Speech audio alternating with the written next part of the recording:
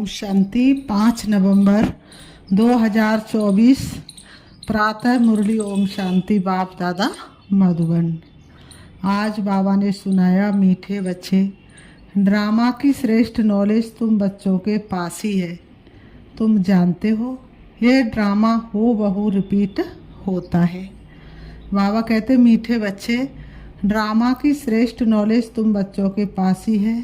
तुम जानते हो ये ड्रामा हो बहू रिपीट होता है। आज की मुरली से बाबा ने प्रश्न किया। प्रवृत्ति वाले बाबा से कौन सा प्रश्न पूछते, बाबा उन्हें क्या राय देते हैं? प्रवृत्ति वाले बाबा से कौन सा प्रश्न पूछते, बाबा उन्हें क्या राय देते हैं? उत्तर में बाबा ने बताया, कई बच्चे पूछते, बाबा हम धंधा करें। बाबा कहते, बच्चे धंधा भल करो लेकिन रॉयल धंधा करो। बाबा कहते, ब्राह्मण बच्चे छीछी धंधा शराब सिगरेट बीड़ी आदि का नहीं कर सकते, क्योंकि इनसे और ही विकारों की खींच होती है। ओम शांति। रूहानी बाप रूहानी बच्चों को समझा रहे हैं। अब एक है रूहानी बाप की श्रीमत, दूसरी है रावण की आसुरी मत। आसुरी मत बाप की नहीं कहेंगे, आसुरी मत किसकी कहेंगे? रावण की कहेंगे।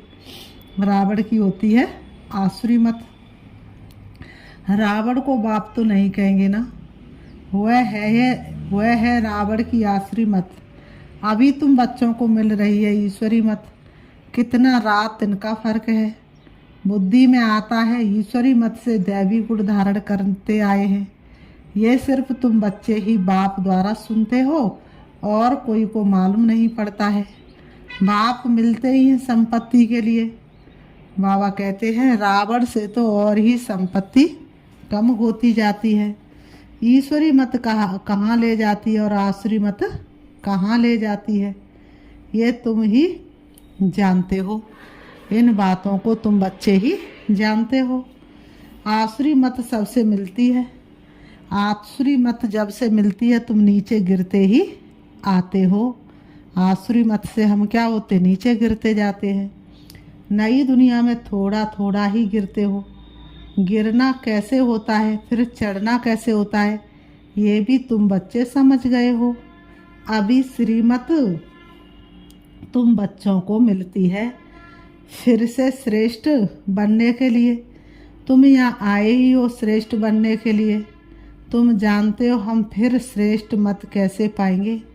अनेक बार तुमने श्रेष्ठ मत से ऊंच पद पाया है, फिर पुनर्जन्म लेते लेते नीचे गिरते आए हो, फिर एक ही बार चढ़ते हो।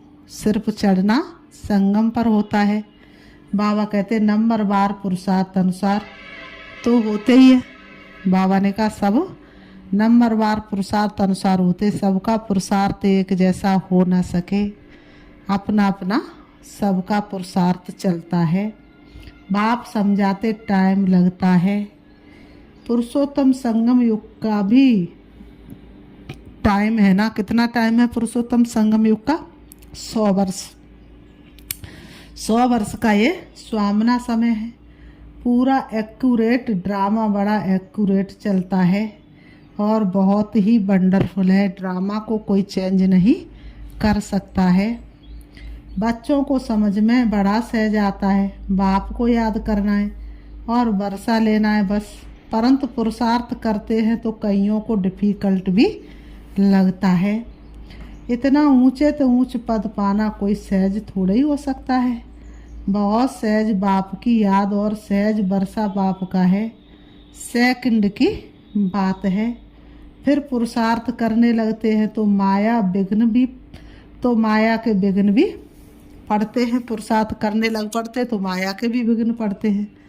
रावण पर जीत पानी होती है। सारी सृष्टि पर इस रावण का राज्य है। अभी तुम समझते हम योग बल से रावण पर हर कल्प जीत पाते आए हैं, अब भी पा रहे हैं। सिखलाने वाला है बेहद का बाप। भक्ति मार्ग में भी तुम बाबा बाबा कहते आए हो, परंतु पहले बाप को नहीं जानते थे, आत्मा को जानते थे। कहते थे, क्या कहते थे? भ्रकुटी के बीच चमकता है एक अजब सितारा। आत्मा को जानते हुए भी बाप को नहीं जानते थे। कैसा विचित्र ड्रामा है। कहते भी थे हे परमपिता परमात्मा, याद करते थे फिर भी जानते नहीं थे। हे परमपिता परमात्मा ऊपर की तरफ इशारा करते थे, पार ब्रह्म परमेश्वर कहते थे, लेकिन यथार्थ परिचय तो बाप ही दे सके ना। तो बाबा ने कहा ना आत्मा के ऑक्यूपेशन को ना परमात्मा के ऑक्यूपेशन को पूरा जानते थे। बाप ही खुद आकर समझाते हैं। बाप बगैर कब कोई रिलाइज करा ना सके, कोई का पाठ ही नहीं है। गायन भी है ईश्वरी संप्रदाय, आसुरी संप्रदाय और दैवी संप्रदाय है बहुत सहज, परंतु ये बातें याद रहे, इसमें ही माया विघ्न डालती है, बुला देती है। बाप कहते नंबर बार पुरुषार्थ अनुसार याद करते करते जब ड्रामा का अंत होगा अर्थात पुरानी दुनिया का अंत होगा, तब नंबर बार पुरुषार्थ अनुसार राजधानी स्थापन हो ही जाएगी। शास्त्रों से ये बात कोई समझ ना सके। गीता आदि तो इसने भी बहुत पढ़ी है ना। अब बाप कहते इसकी कोई वैल्यू नहीं है, परंतु भक्ति में कनरस बहुत मिलता है, इसलिए छोड़ते नहीं है। भक्ति में मन रस नहीं कनरस मिलता है, इसलिए छोड़ते नहीं है। तुम जानते सारा मदार पुरुषार्थ पर है। धंधा आदि की भी धंधा आदि भी कोई का रॉयल होता है, कोई का तो बहुत छीछी धंधा होता है, किसी का बहुत रॉयल होता है।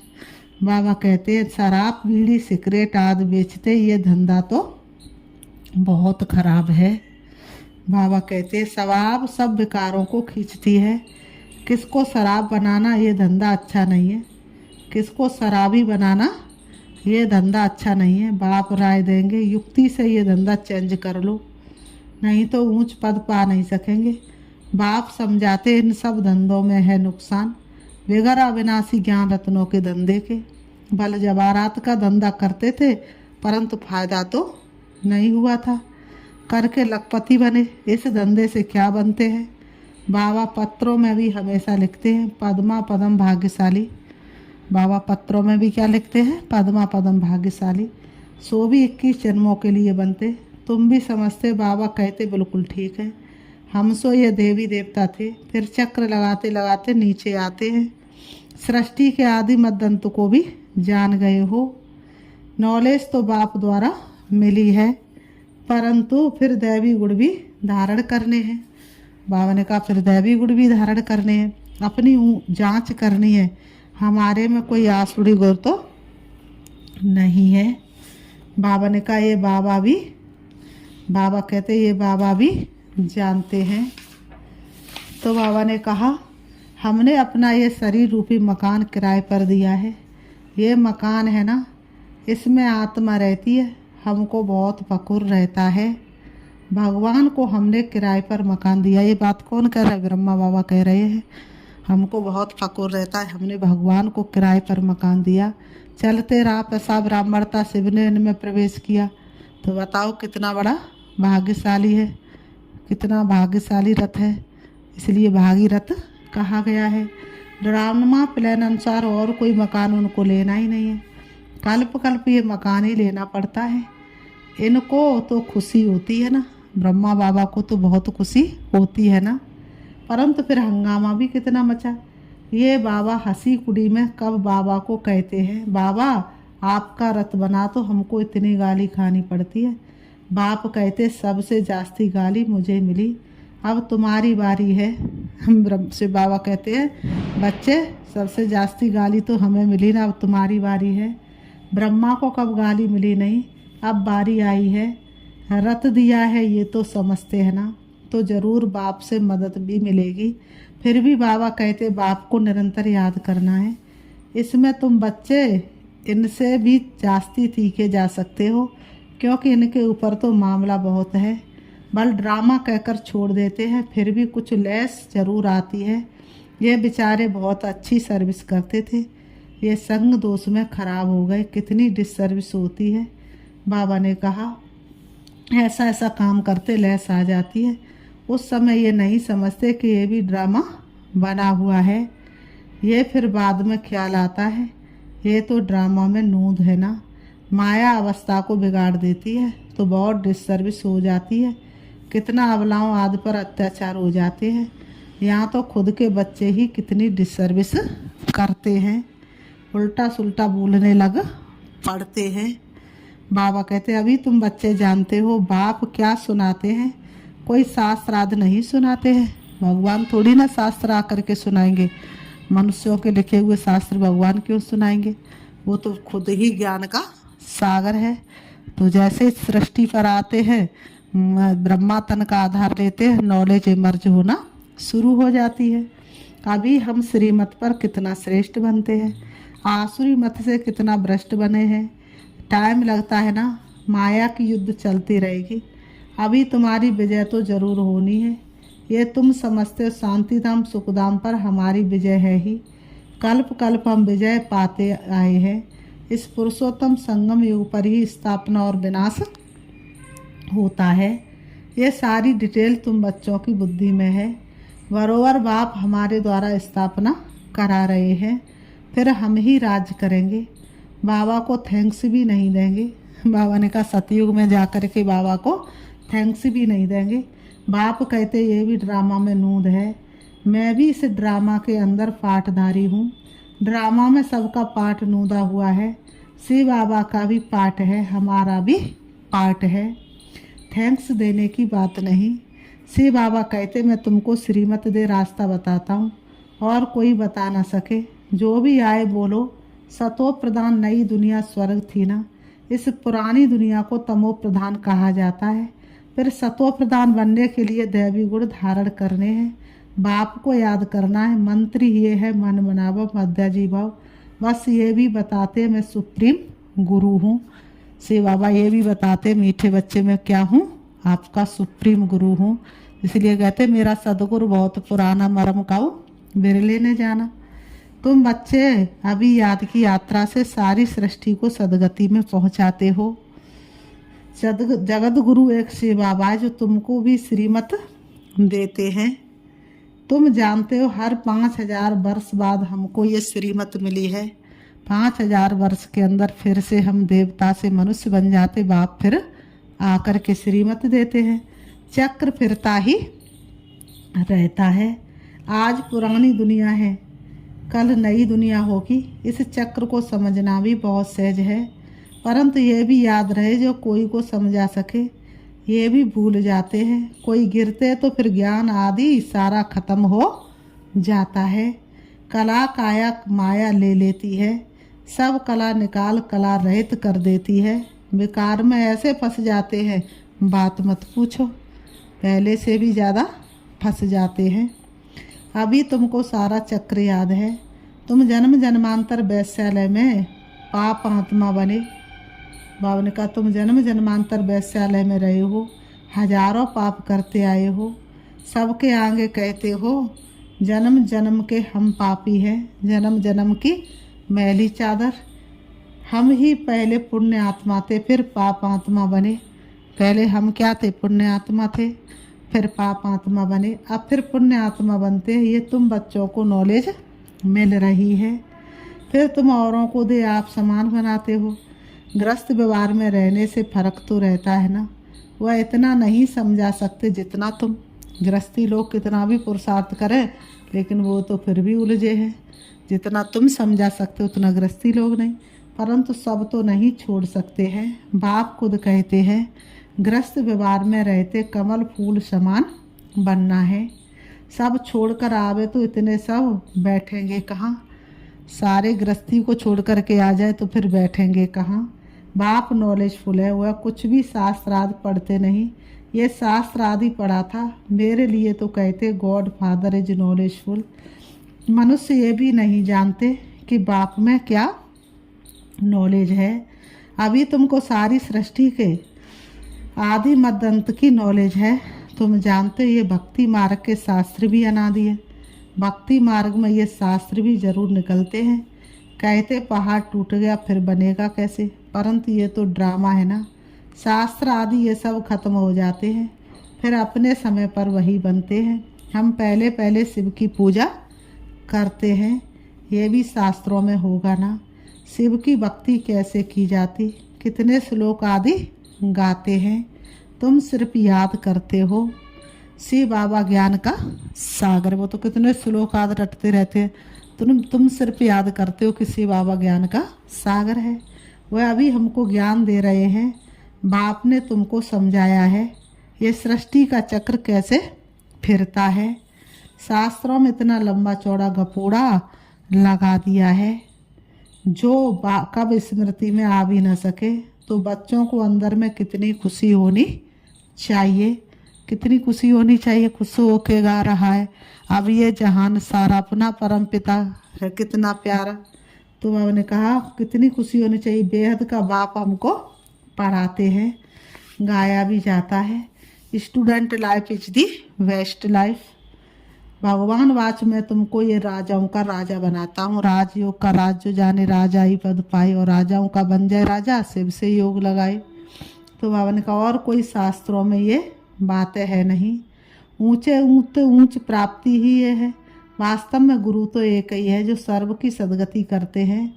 बल स्थापना करने वाले को भी गुरु कह सकते हैं, परंतु गुरु वह जो सदगति दे। ये तो अपने पिछाड़ी सबको पाठ में ले आते हैं। वापस ले जाने के लिए रास्ता तो बताते नहीं।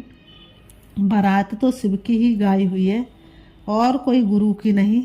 मनुष्यों ने फिर शिव और शंकर को मिला दिया है। कहाँ वह सूक्ष्म वतनवासी, कहाँ वह मूल वतनवासी, दोनों एक कैसे हो सकते हैं। ये वह भक्ति मार्ग में लिख दिया है। बाबा ने कहा वह भक्ति मार्ग में लिख दिया। ब्रह्मा विष्णु शंकर 3 बच्चे ठहरे ना। ब्रह्मा पर भी तुम समझा सकते हो। इनको अडॉप्ट किया है तो ये शिव बाबा का बच्चा ठहराना। ऊंचे तो ऊंचे है बाप, बाकी ये है उनकी रचना। कितनी ये समझने की बातें हैं। फिर बाबा कहते अच्छा मीठे मीठे सिकी लते बच्चों प्रति माता पिता बाप दादा का याद प्यार। और गुड मॉर्निंग रूहानी बाप की, रूहानी बच्चों को नमस्ते। हम रूहानी बच्चों के रूहानी बाप दादा को याद प्यार और नमस्ते नमस्ते नमस्ते नमस्ते। धारणा के लिए मुख्य सार नंबर 1, अविनाशी ज्ञान रत्नों का धंधा कर 21 जन्मों के लिए पद्मा पदम भाग्यशाली बनना है। अविनाशी ज्ञान रत्नों का धंधा कर 21 जन्मों के लिए पद्मा पदम भाग्यशाली बनना है। अपनी जांच करनी है, हमारे में कोई आसुरी गुण तो नहीं है। हम ऐसा कोई धंधा तो नहीं करते जिससे विकारों की उत्पत्ति हो। हम ऐसा कोई धंधा तो नहीं करते जो हमें विकार खींचे। नंबर 2, याद की यात्रा में रह सारी सृष्टि को सदगति में पहुंचाना है। एक सदगुरु बाप की श्रीमत पर चल आप समान बनाने की सेवा करनी है। ध्यान रहे माया कभी कला रहित ना बना दे। बाबा कहते ध्यान रहे माया कभी कला रहित ना बना दे। आज की मुरली से वरदान है।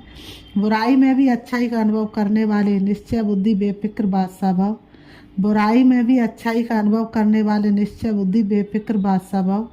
स्पष्टीकरण है, सदा ये स्लोगन याद रहे कि जो हुआ अच्छा है और अच्छा ही होना है। बुराई को बुराई के रूप में ना देखें, लेकिन बुराई में भी अच्छाई का अनुभव करें। बुराई से भी अपना पाठ पढ़ ले। कोई भी बात आए तो क्या होगा ये संकल्प ना आए, लेकिन फौरन आए कि अच्छा होगा। बीत गया अच्छा हुआ। जहाँ अच्छा है वहाँ सदा बेफिक्र बादशाह है। निश्चय बुद्धि का अर्थ ही है बेफिक्र बादशाह। आज की मुरली से बाबा ने स्लोगन दिया, जो स्वयं को व दूसरों को रिगार्ड देते हैं उनका रिकॉर्ड सदा ठीक रहता है।